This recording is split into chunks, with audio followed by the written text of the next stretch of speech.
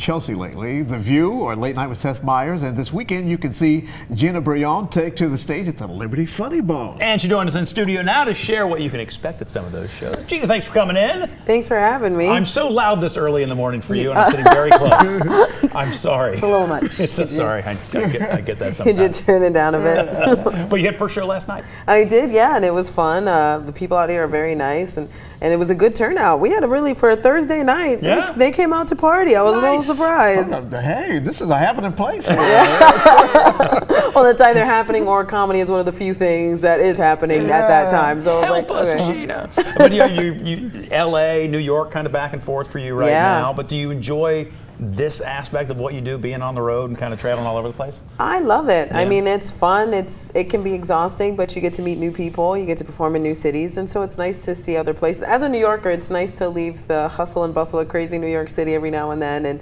and meet other people and impress them with your city knowledge. You know, does that inform your comedy, talking about where you grew up and where you live and that sort of thing? Oh, absolutely, yeah. I mean, it affected everything. So, I mean, being able to talk about it on stage is nice because people that don't ever get to go to New York City, or I grew up in the South Bronx, or have never been to the South Bronx, and I get to talk about it and tell them about it in a way that's not, hey, the only time you hear about the Bronx is on the news and not very favorable light. So it's nice to have somebody that's like, hey, it's not that bad. Everything's okay. Sometimes you become a comedian. Nice.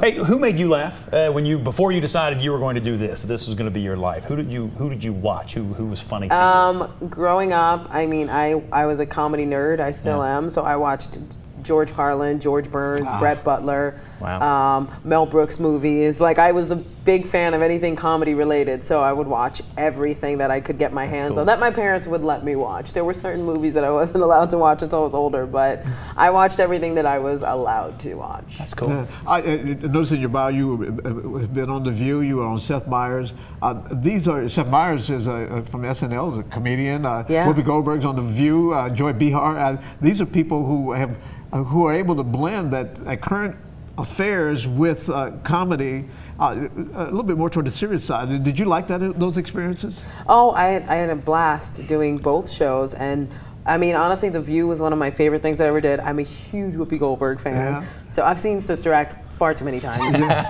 And I let her know that when I met her. I was like, I could probably quote the movie.